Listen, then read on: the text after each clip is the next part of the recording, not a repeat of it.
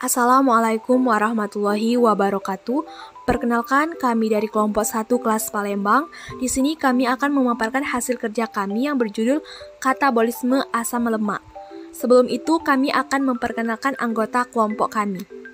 Ada Derby Lestari, Sahana Ikstifaro, Nabila Agustina, dan Pinka Lukita. Selamat menyaksikan. Adapun tujuan pembelajarannya, mahasiswa mampu menguasai pondasi saintifik materi katabolisme lipid dalam kehidupan sehari-hari.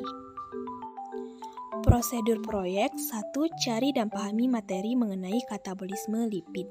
2. Amatilah peristiwa atau kejadian sehari-hari yang berhubungan dengan materi.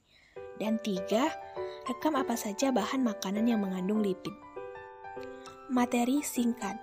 Definisi dari lipid yaitu senyawa organik yang banyak ditemukan dalam sel jaringan, tidak larut dalam air, larut dalam zat pelarut nonpolar seperti ester, kloroform, dan benzena.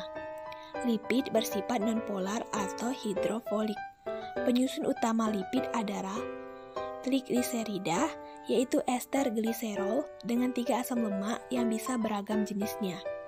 Ada beberapa jenis lemak, diantaranya asam lemak gliserida dan fosfogliserida. Adapun fungsi dari lipid: 1. Sebagai penyusun struktur membran sel. Dalam hal ini, lipid berperan sebagai barrier untuk sel dan mengatur aliran material-material. Yang kedua, sebagai cadangan energi, penyimpan makanan dan transport. Lipid disimpan sebagai jaringan adipose. Ketiga, sebagai hormon dan vitamin. Hormon mengatur komunikasi antar sel, sedangkan vitamin membantu regulasi proses-proses biologis. Dan yang keempat, kulit pelindung komponen dinding sel. Komponen lipid berdasarkan polaritas dibagi menjadi 2, yaitu nonpolar dan polar. Nonpolar terdiri dari 1. Alkana dan alkena, 2. Lemak alkohol, 3. lilin, 4. sterol, 5. tokoferol, 6. trigliserida. Polar terdiri dari 1. fosfolipid, 2. glikolipid, 3. proteolipid. Contoh lipid. Pertama, lemak atau fat merupakan ester asam lemak dengan gliserol. 2. Minyak atau oil adalah lemak dalam keadaan cair. 3. Wax atau malam merupakan ester asam lemak dengan alkohol monohidrat yang berat molekulnya tinggi. Jenis-jenis lipid. Asam lemak. Asam lemak adalah asam monokarbosilat yang mempunyai rantai panjang. Asam lemak dibagi menjadi 2, yaitu asam lemak jenuh atau saturated fatty acid tidak mempunyai ikatan rangkap pada rantainya. Kedua, asam lemak tak jenuh atau unsaturated fatty acid mempunyai 1 atau lebih ikatan rangkap pada rantainya. Lemak gliserida. Pertama, lemak biasanya didapatkan pada hewan. Pada suhu ruang memiliki bentuk atau wujud yang padat. Lemak atau fat merupakan susunan dari asam lemak jenuh. 2. Minyak. Pada umumnya ditemukan pada tumbuhan. Pada suhu ruang memiliki wujud cair. Minyak atau oil merupakan susunan dari asam lemak tak jenuh. Fosfogliserida. Fosfogliserida atau fosfolipid. Di dalam lipid terdapat kandungan gugus fosfat. Lemak akan mengalami modifikasi pada saat terdapat fosfat yang menggantikan salah satu rantai pada asam lemak. Fosfogliserida berfungsi sebagai agen emulsi dan komponen untuk menyusun membran sel. Lipid kompleks. Lipid kompleks adalah kombinasi antara lipid dengan molekul lain. Contoh penting dari lipid kompleks adalah lipoprotein dan glikolipid. Non-gliserida. Lipid jenis ini tidak mengandung gliserol. Jadi, asam lemak bergabung dengan molekul-molekul non-gliserol. Yang termasuk ke dalam jenis ini adalah sphingolipid, steroid, kolesterol, dan malam. Bahan makanan yang mengandung lemak yang pertama yaitu adalah telur. Telur merupakan makanan dengan sumber lemak yang cukup lengkap karena di dalam telur terkandung kurang lebih 5,3 gram lemak, total 1,6 gram lemak jenuh dan 2,0 gram lemak tak jenuh. Bicara tentang makanan tinggi tidak lengkap tanpa kacang-kacangan. Bahan makanan yang kedua yang mengandung lemak adalah kacang. Makanan ini sering diolah menjadi minyak karena kandungan lemaknya yang cukup tinggi. Lemak pada kacang juga tergolong sebagai lemak tak jenuh yang menyehatkan.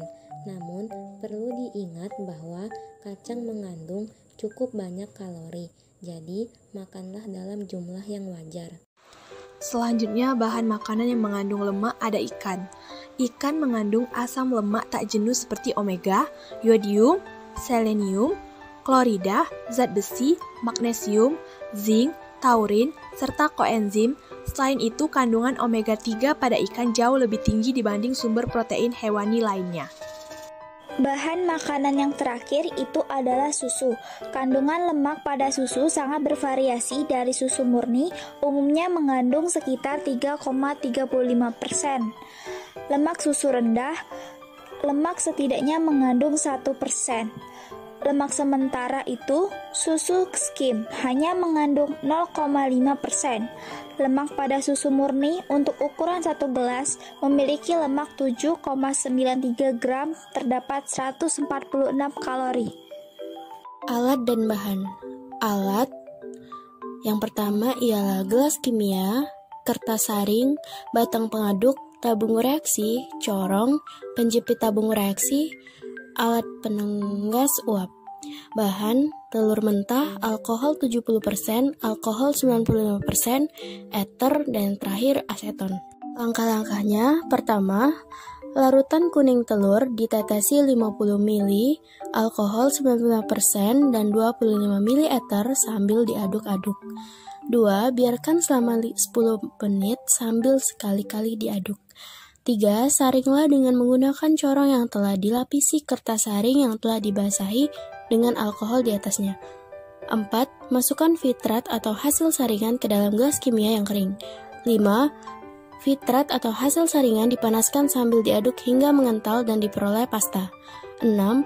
Oleskan sebagian pasta pada kertas lalu dipanaskan di bawah sinar matahari. Yang ketujuh, masukkan pasta pada tabung reaksi, tambahkan aquades dan diberikan perlakuan berbeda dengan alkohol 70% dan 95% secukupnya. 8. Lalu ambil sedikit zat pasta yang sudah dikeringkan dan kocoklah dengan air lalu masukkan dengan alkohol ke tabung reaksi. 9. Setelah itu oleskan zat yang dikeringkan tadi pada kertas dan biarkan 10 menit di tempat yang panas. Lalu, lihat kertas tersebut dengan mengarahkan ke arah cahaya. Hasilnya ialah ekstraksi adalah salah satu metode pemisahan yang dapat digunakan pada uji lipid. Prinsip metode ini ialah didasarkan pada distribusi zat terlarut dengan perbandingan tertentu antara dua pelarut yang tidak saling bercampur. Uji yang digunakan lainnya pada praktikum ini adalah uji transparansi. Baiklah, dari hasil pemaparan materi sebelumnya dapat kita simpulkan bahwa lipid atau lemak adalah senyawa biologik yang dapat larut dalam pelarut nonpolar seperti kloroform, eter, dan benzena dibandingkan dalam air. Lipid terdapat dalam makanan, sebagian besar berupa lemak. Fungsi utamanya ialah yaitu sebagai cadangan energi bagi tubuh. Penggunaan lipid sebagai sumber energi berhubungan dengan proses metabolisme. Tahapan metabolisme lipid terdiri dari katabolisme dan anabolisme.